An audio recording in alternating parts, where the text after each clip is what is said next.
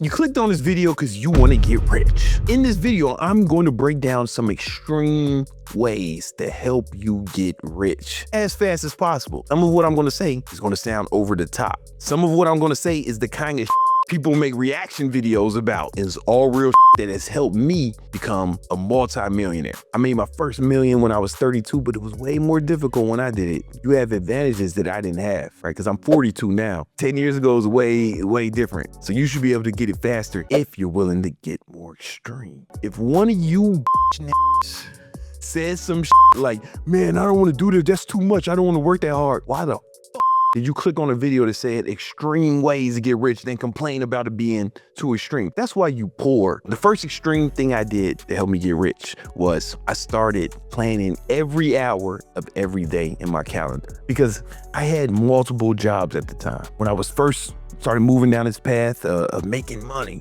it was right after my father killed himself. He committed suicide. And that was during the Great Recession of 2008. We had record unemployment. I couldn't get a really good job because nobody was hiring. In fact, everybody was just laying people off. So what I did was I would wake up at 4. I would train people in the morning in the gym.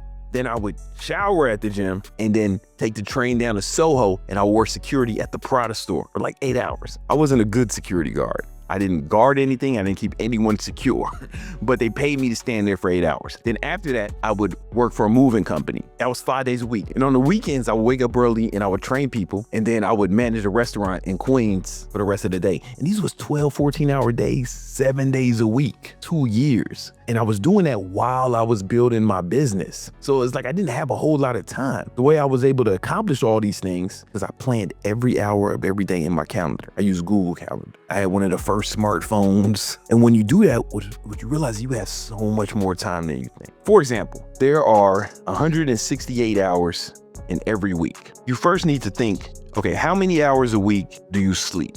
You should do this exercise at home, right? If you sleep 8 hours a night, that's 56 hours. That's 56 hours. If you got one job or you got school, how many hours do you spend at work or school, right? Add that up. I'm just gonna say 40 hours for the sake of this example. Then you gotta think, how much time do you spend with your friends and family? Or let's just say family, right? Because you might have to chill with the friendship shit. This is extreme. Let's say 2 hours a day, you spend 14 hours a day with your family. Now, again, some of you are gonna be like, man, but what if you got like 30 kids? Look, bitch, nigga, I didn't tell you to have all them fucking kids, bro. You gotta live with your poor decisions, homie. Then you gotta work out. Let's just say you a badass and you was working out 7 days a week. For an hour a day, cool, right? All right, then you add all this shit up, man. What is this, man? It's 117 hours. We subtract that from 168, because it's 168 hours in every week. That leaves you with 51 hours, man. That's the time you're gonna use to fucking get rich. All this time needs to be dedicated to your goals. Because these are the only 4 things a man has to do. You gotta sleep, you gotta work, you gotta spend time with your family, you gotta work out. Everything else is optional. Video games is optional. Getting high off the Zaza is optional. These are the only things you have to do. One of you fucking nerds is about to say, yo man, what about using the bathroom? I said, these are things a man has to do, right? If you spending like fucking 40, 50 hours a week in the bathroom, you got problems that are beyond the scope of anything I can address in a YouTube video. You need a psychiatric evaluation. What about getting groceries? Really? Yo, shut the fuck up, bitch, nigga. You're not spending 50 hours in the bathroom with doing groceries or even commuting. When you start planning every hour of every day, you stop wasting time. And what happens is you start using your time more effectively. This time that's remaining is what you're gonna use to get rich. And you gotta use as much of it as possible. And the only way to do it is to plan every hour of every day in your calendar. It's very important. That's step 1. The second extreme thing you need to do to get rich, you just gotta start tracking every dollar you spend. Almost nobody does this, man. If you do these 2 things, you will be fucking way ahead of the people around you. All right, you'll be one of the most productive and successful people around you in the next 90 days. Like your whole shit will change. The reason you want to track every dollar you spend is because this is the code for getting rich. You gotta make more money than you spend and invest the difference. If you do that over a long enough period of time, you will get rich. You will get rich. Let me bring it up. Let me give you an example. Let's say you had a modest investment of just $2,000 a month. Let's say you can make an extra $2,000 a month. Anybody can do that, man. And let's say you invested that in something simple like the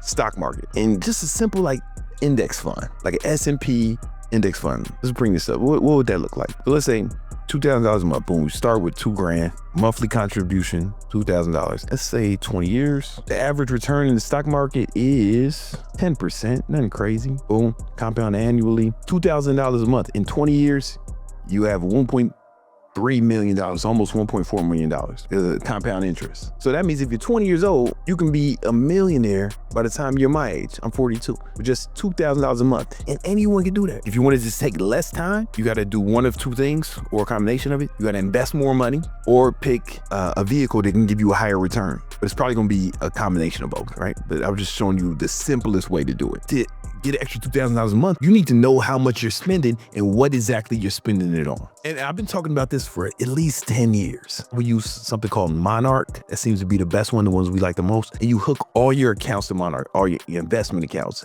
your checking accounts, your savings accounts, all your credit cards, and you link it up to Monarch, and it'll track all your spending and categorize it for you. All the money coming in and all the money coming out. When people do this, man, they're kind of amazed at where some of the money's going, and they realize where they can cut back without it affecting their lifestyle very much. For example, there was an entrepreneur like 2 summers ago. He came to my crib and I was helping him with something. I made him hook all this shit up to this. It went and looked at the past his 90 days of spending. This motherfucker has spent like over $100,000 on bitches. Not prostitutes, but like flying bitches places, buying them shit, dinners and shit. He didn't even realize it adds up quick. Maybe you don't got $100,000 a year hoe habit, but every time I run an entrepreneur through this, we see ways that we can actually cut spending without it really affecting his lifestyle much. Remember, you have to make more money than you spend and invest the difference. So we need to really monitor our spending. I'm not even telling you to be all frugal, start making your own coffee, clipping coupons. I'm telling you to just be more cognizant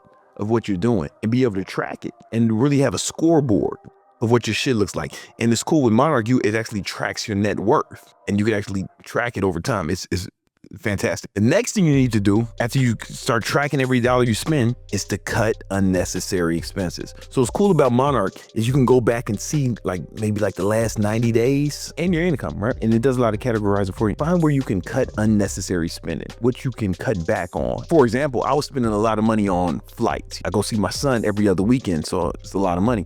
And then I was like, fuck man, I'm spending too much money on flights. I started using my Amex points. I had like 3 million Amex points. I was like, I should start using these points. And I started spending the points on the flights, and I easily start saving thousands of dollars a month. That's just an example. You ain't got $3 million Amex points. I heard some people don't, but maybe you can start cooking at home more instead of eating out. Maybe you can cut some streaming services that you don't need. You might have to cut some OnlyFans subscriptions. Whatever you can do to lower your expenses. But here's the thing, it's very important.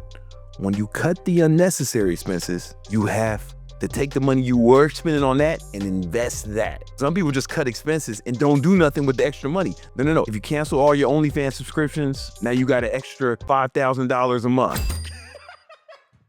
Now, we're not talking about being regular. We're talking about getting rich. So the next thing you need to do is find work that allows you to not have to exchange time for money. So that's either some job where you get paid for commission or your own business. So this way you're getting paid for your results instead of for your time. Because if you're only getting paid for your time, then there's a cap on your income because there's only so many hours in each day. If you're getting paid by your results, then the person who's paying you, they don't care how much time you spent on it. For example, Nima, our video guy, he got a whole team of motherfuckers who work for him. I don't know how much time he spends on my videos. I have no clue. I don't want to know. It could be 80 hours a week.